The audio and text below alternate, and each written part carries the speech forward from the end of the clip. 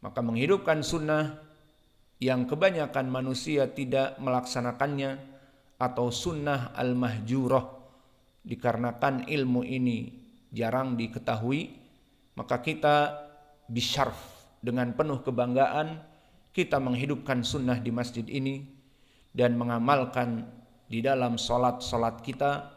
Tidak hanya teori, tidak hanya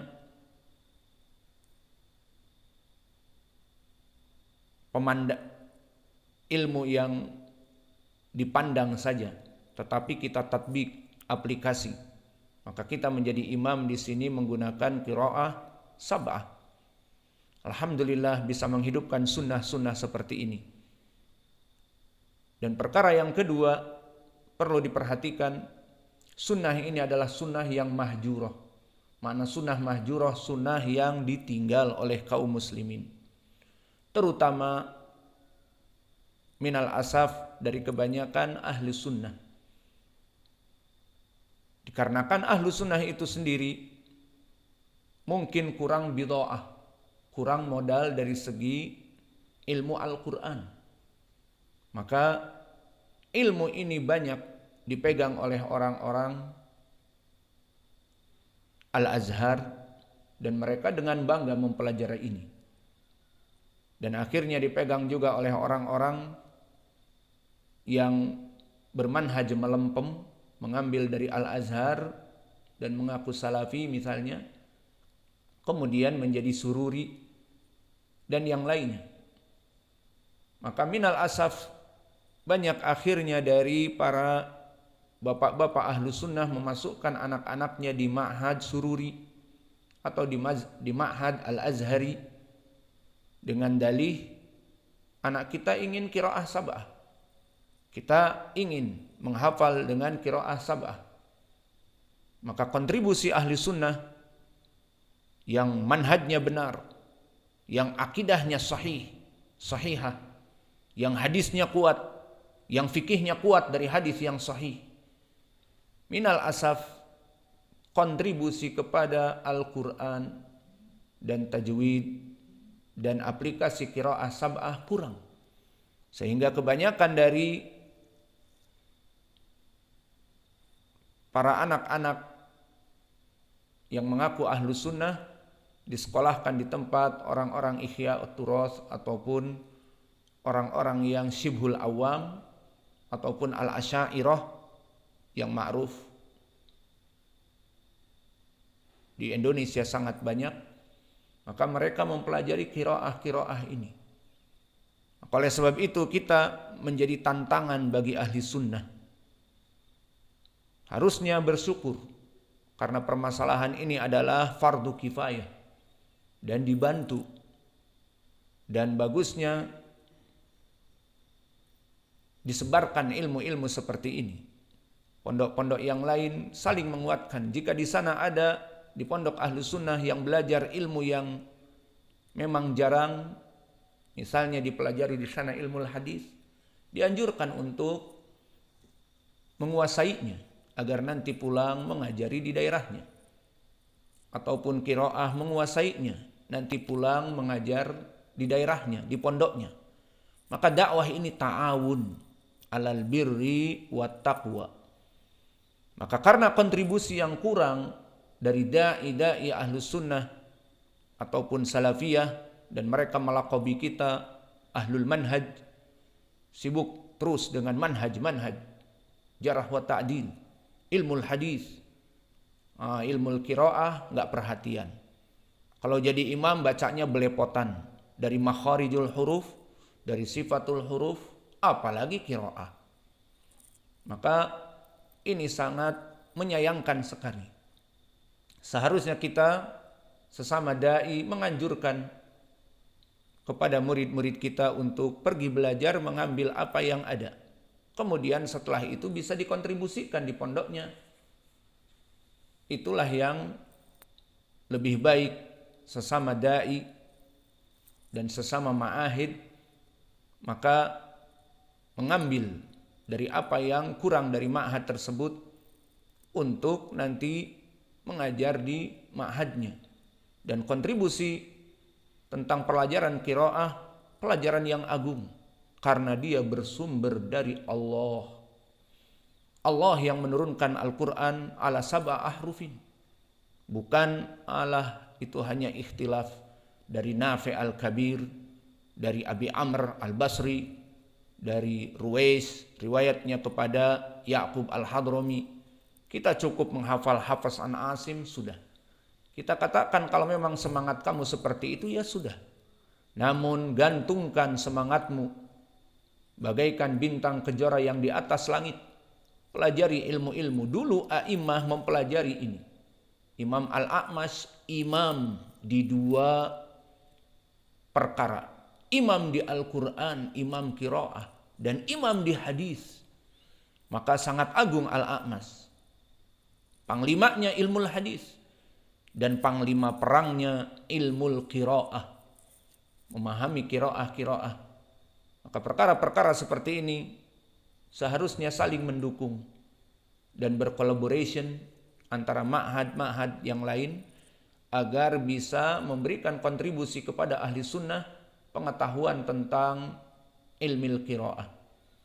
Namun minal asaf dari beberapa orang-orang yang notabene misalnya salafi tapi banyak yang mereka tidak mengetahui ilmu, ada juga yang mengatakan tidak begitu penting, yang paling penting ilmu tafsir. Padahal ilmu ini pun penting. Nasnya telah datang di hadis Utsman ibn Affan yang diriwayatkan oleh Imam Al-Bukhari, khairukum man ta'allamal Qur'ana wa 'allamahu. Bahwa sebaik-baiknya kalian kaum muslimin yang paling sempurna yang mengajari Al-Qur'an atau yang belajar Al-Qur'an. Dan dari ilmu Al-Quran, ilmu qiraah. Bagaimana dulu Nabi membaca Ara'aital ladzi yukadzibu biddin, atau Ara'aital ladzi yukadzibu biddin, atau Fawailul lil musallina alladzina hum an salatihim sahuna. Maka itu semuanya dari Nabi yang membaca. Nabi dari mana? Dari Allah. Maka belajar ilmu qiraah, ilmu yang agung. Dan ilmu tafsir, ilmu yang agung. Semuanya mentafsir ayat. Maka alhamdulillah jika mempelajari tafsir, masuk kepada ilmu qiraah dan masuk kepada ilmu tafsir ma'ani dengan sanad-sanad yang sahih. Dan itulah cita-cita kita, insya Allah kita pun mengajarkan seperti itu. Dan pernah kita coba dengan tafsir malah terlalu panjang di tafsir karena kita memberikan sanad-sanad, akhirnya kurang fokus pada pelajaran tajwid dan aplikasi dari pembacaan qiraahnya. Maka kita undur pelajaran tafsir, nanti kalau sudah selesai misalnya semua surat juz amma, kita masuk tafsir juz amma. Dan sebagian ulama ahlu tafsir menjadikan juga qiraah sebagai bahan dari tafsir. Coba antum lihat tafsir karya para ulama, Imam Ibnul Qayyim, Imam Ibnu Katsir di tafsirnya, dan juga Imam At-Tabari, dan juga Imam Asy-Syaukani di dalam tafsirnya. Maka mereka wadhahaba ahlul Kufah ala hadhihi al-qiraah, wadhahaba al-madaniyun ahlul Madinah, maksudnya qiraah Nafi' al-Kabir, wadhahaba ahlul Basrah seperti qiraah Abu Amr al-Basri, dan ahlul Kufah maknanya Hafs an Asim, seperti itu.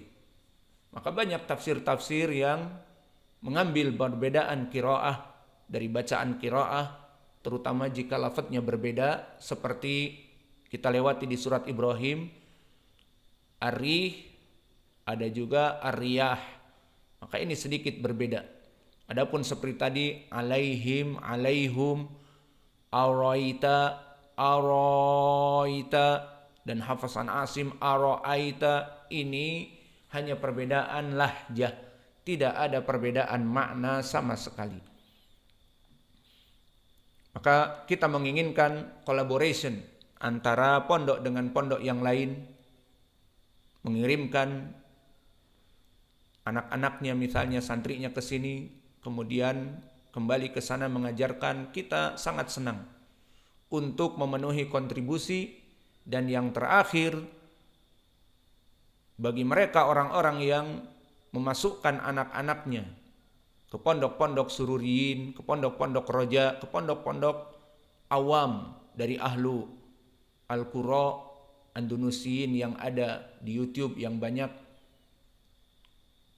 maka daripada mengikuti qura-qura mereka yang agamanya tidak jelas ataupun manhajnya kita katakan tidak jelas, maka di sini ada dari qura Andalusi yang bermanhaj salafi, maka sudah waktunya untuk berhijrah.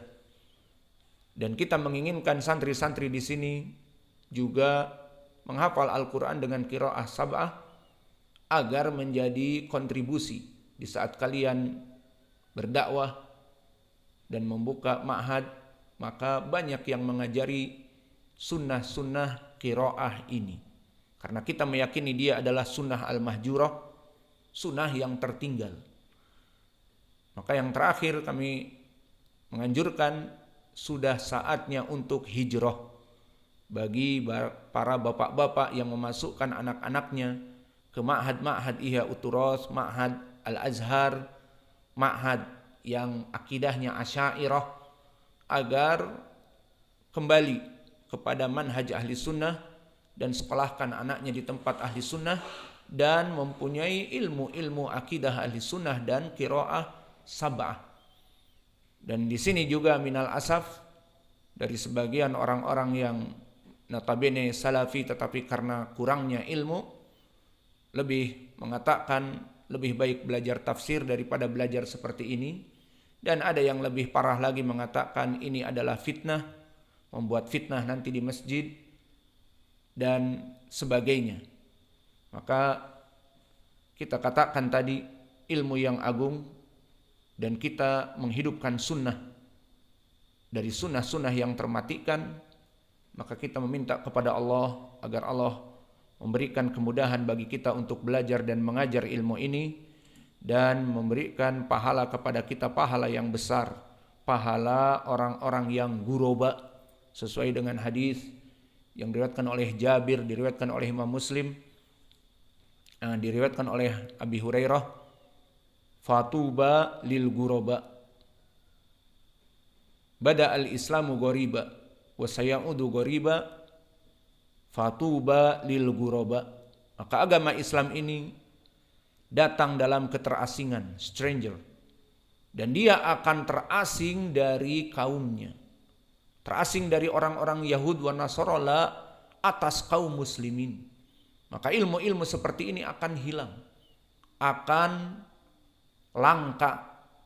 Maka kalau kelompok Greenpeace sewot dengan langkanya paus okra ataupun paus biru dan sebagainya, maka di sini kita sebagai ahli sunnah akan sewot dengan di mana-mana tidak ada ilmu yang mengajarkan ilmu-ilmu tertentu.